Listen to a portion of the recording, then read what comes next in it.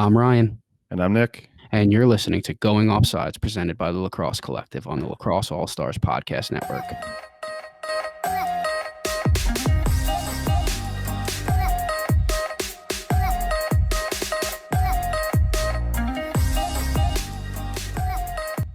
All right, I'm here with James Robertson of Denmark Lacrosse. James, how are you today?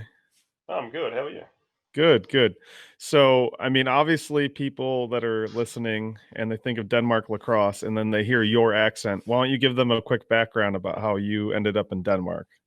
How long do you have? No, yeah, long story short, I went backpacking around Denmark back in 2011. I was hanging out. One of my friends was studying here in Copenhagen, and I came to visit him. We went to a music festival together, and then he went back to Australia because he finished off his 6 months here. And then when we were back in Australia, he invited me to a housewarming party. And then one of the Danish people he'd met while he was here, he also invited her to the party, and then he didn't show up, and I didn't know anyone else at the party, and she didn't know anyone else at the party. So we ended up talking together and just kind of talking ill about my friend, saying he was a terrible person for inviting people to this party and not showing up, and that kind of became a common thing for her and I. And then I don't know, at the end of the night, she gave me a number, and the next weekend we just started kind of going out. And There then you go. I moved to Denmark 9 months later. Okay. And you've been there ever since, huh? So I've been here since 2012 now. Okay. And what's your background with lacrosse in general? So I grew up playing in Australia. My older brother, he played. He doesn't play anymore. He's a bit too old. He's retired. But he started playing when he was like 8 or 9. We lived across the road from a lacrosse club called Surrey Park Lacrosse Club in Melbourne. And I just kind of grew up with sticks in the house and being near the club, and I just thought that's what everyone did. But it turns out lacrosse wasn't that big in Australia either. So I don't know. I just kind of always done it. Okay. Perfect. And so you get to Denmark, and at what point do you decide to be involved in lacrosse in Denmark? Well, when I packed to move to Denmark, I had my backpack, like my backpacking bag with some clothes, and I had my lacrosse gear. So I looked up online that there was lacrosse in the country, like that had a team at the World Championships and all that stuff. Because I kind of knew it was here. So I brought my gear, and then I went out to training the first time, and one other person showed up. And they looked at me and they were like, "Yeah, training's cancelled. Just go home." And I was like, "Oh, I've got to catch the bus an hour home." And then I ended up just getting involved with it from there, just kind of getting in contact with some of the other guys and convincing them to come to training and whatever, and got on the board for the club and like the national league. Okay, so it's been a slow process in Denmark, I guess you could say, but you competed in what, the 2018 was the first World Championship that you had competed in as a nation? Well, we actually competed in 2006 and 2010, and the bottom kind of fell out of Danish lacrosse, and no one really did it anymore. So we had Okay. about a 6 year gap with nothing. We got down to about 20 people maybe in the whole country playing lacrosse. There's only like senior men, and it was just real bad. And we were talking about getting a team together for Denver for 2014, Mm-hmm. and then when that didn't happen, I was like, okay, we've really got to do something about this now because of the age of all the guys that we had, our 20 dudes. We were starting to get a bit old, and I was like, if we don't get a team together for the 2016 European Championships, then that's just really not going to happen ever. So we actually got a coach and convinced him to coach us, even though we didn't have a team really. And then we started working on it from there, trying to recruit more dudes and make a bit of a national team. And we'll kind of use it as a recruiting tool and to make things, hopefully go in the right direction. Okay, so obviously that panned out for you. You make it to the 2018. You beat, correct me if I'm wrong with any of this, but you beat China. Yep. So you not only come back, but you get a win under your belt. How many people at around 2018? How many people would you say were playing lacrosse? We'd actually after we had our first national team again in 2016, we actually relaunched women's lacrosse in the country. And my own club, we started a junior program as well. And we had a few more guys, like we'd recruited a few more Danish guys into the whole thing and a few other people. So we might have been up around 50 total in like the whole country. Okay, so it's almost like if you play the game in the country, you're pretty much on the national team almost, Yeah, depending but I on mean, how old you are. hopefully, like we just had tryouts and then it's looking like there might be a cut for our next national team. So it might be the first time we've ever had a cut. So that makes things a bit interesting. There you go. I mean, definitely progress to say the least. And so, speaking of clubs in the country, how many clubs are there that play lacrosse in the country? Right now, we only have 2. Okay. At its peak, there were, I think, 6 clubs, but there were 8 teams. My own club had an A and a B team. Right now, there are only 2, and one of them doesn't have that many people. Like they still have a lot of social stuff going on. They like hanging out together, but they don't really get that many recruits. That's in Aarhus. It's about a 3-hour drive to our nearest club in Denmark. The nearest club at all is actually in Sweden, so we have to cross a bridge to go to a different country to go and play against this team called Lund. They've got a junior program though, so that's really good for us. Our kids scrimmage them pretty regular. Okay. And so does Denmark currently sponsor a women's national team, or is it in progress of doing so? That's a work in progress. Okay. I think they're setting their goals on the next European Championship. So the Women's Worlds is coming up in less than a year, and I think they're going to go for the Euros, so 2 years after that. The main problem is passport holders. So we have enough women for a team, but not enough Danish women, because we actually have a few international students who are playing lacrosse in Denmark, or quite a few Germans who play lacrosse here, but they're not Danish passport holders. Gotcha. But yeah, most of that is also based around Copenhagen. But the girls are really passionate about it, and they train regularly, and also they all hang out together and do brunch on weekends and whatever. So there's a little family thing going on there. Sounds like a good social club as well. So living in Denmark, how hard is it, to watch lacrosse at let's say the professional or college level from America? The time difference makes it really hard to do it live. I know some of the guys subscribed. They've been subscribing to PLL and MLL and whatever. I don't know. We have a Facebook group, so every highlights packages online always get put in there. I know a lot of the younger guys we have, they really like it. They'll see all these highlights packages and they try and copy all the tricks out of training, like people go on, behind the back dodge, shots and through the legs and whatever. So access to stuff online is way better than it ever used to be when I was a kid, but time difference makes it hard to catch anything live. Okay, and then when, let's say you need equipment, it's not as easy as running down to the local sporting goods store and buying equipment, right? So do you order that online from the US, or is there a European company you can order through? There are 2 main lacrosse shops in Europe. There's one in Germany and there's one in England. But we have a couple of guys who Danish Americans, but they travel home usually at Easter or Christmas or whatever, and we if we want anything, usually put in an order with one of them, and they'll find some room in their bag when they come home. Our assistant coach for our national team, he actually coaches as an assistant coach at Capital University. It's a D3 school.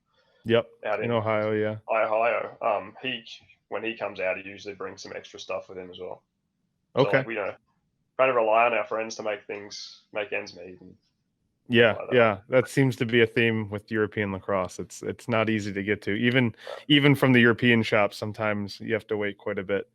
Yeah, but that's the benefit of having a national team. We get new national team gear, for for Israel, the World Championships. We got new helmets and gloves. Not new helmets. We got them secondhand from a college in the States. But then we had a whole team set of hand-me-downs. So all the helmets the guys had been using got given down to other guys in the club and whatever, and then all the rusty old helmets they were using got put on the recycle pile. So. Okay. And so, obviously we're looking at 2023 now for the next World Championships. What is kind of the goal for Denmark leading up to the 2023 on the men's side? I guess we need to qualify first. They're going to do qualifying for this one, so we'll have to finish in the top half of the European Championships. Okay. To qualify. So that's our goal at the moment, is to obviously work real hard and try and make that a reality. And for the Americans that don't know anything about European lacrosse, so the European Championships basically happen every 4 years, alternating. They're 2 years offset from the World Championships, correct? Yeah, that is right. So is that moved to 2021, or I mean, I assume obviously that's not happening this year. So it was meant to be in July this year, and it got postponed because of the whole coronavirus thing. Thankfully, I mean, no one would really want to hold a tournament with a pandemic going on. so that got pushed back to July next year. It's going to be in Poland. Okay. They're actually quite a bit of lacrosse happening in Poland. They also have hosted some other European tournaments, so it should be pretty good. Okay. And then just for the record, is there any, I mean, I don't think so, but is there any box lacrosse going on in Denmark at the moment? No. So we'd like to try and get it started, but once again, it's a matter of we don't really have enough people, and all the guys who are playing field on like the national team or whatever, they usually get pretty worn out from Right. national team field stuff. Yeah. So I think if we had more guys and there were more people who didn't make the field national team, maybe they'd be interested in going out for the box. You get two separate groups of dudes. Maybe some people would want to do box and some would want to play field. We have some guys who like it and they've gone out to tournaments and joined the Clydesiders or some of those other travel, European travel box teams. But there's not much. We don't really have a box guy. We need a guy who like pushes box in the country. Gotcha. And then who would you consider, not only from a geographic standpoint, but from maybe a development, talent wise, numbers wise, who would be your rivals in Europe? So we had some pretty close games over the last while with like Spain and Slovakia and some of these other countries. They've been around for quite a while, but usually when we play them, they're on the field pretty close. We lost to both of them in Israel, but we were up at three-quarter time in both games, so that was a bit rough. We'd like to have some rematches sometime. But so with the numbers that you have, is it difficult to get a full scrimmage in, or do you try to schedule, maybe like you said, maybe go to Sweden or Germany for a scrimmage every once in a while? Yeah, so like we almost never have enough guys in our own country to play 10-on-10 lacrosse. So we have a good night at training at our own club. We'll have enough guys for 6-on-6. National team stuff, we usually try to travel. We went out to Norway earlier this year and played against the Netherlands and the Norwegian national team. We've done that the last few years. They have a thing in Oslo that's like it's in the middle of winter and it's snowing outside, but they have an indoor turf field. Really nice to play on. We do that every February. So that should be coming up again, hopefully in the new year. Otherwise, we get invited down to Germany and go and scrimmage a couple of German club teams. They're usually pretty decent, like European standards. So our national team is on par with some of the better, German club teams. Yeah. And then as far as participating as a national team, very few countries have support from the governments. Is that the same for Denmark? Is that pretty much self-funded? Yeah. So we actually wrote to it's called Dansk Idrætsforbund, which is like they're in charge of all Olympics in Denmark and Team Denmark and whatever, and they have to have 1,500 members before they'll even consider like on their list of sports, and we don't even have 100 people in lacrosse stick carrying members in Denmark. So it's a work in progress then to get the kind of. But I would say that 1,500.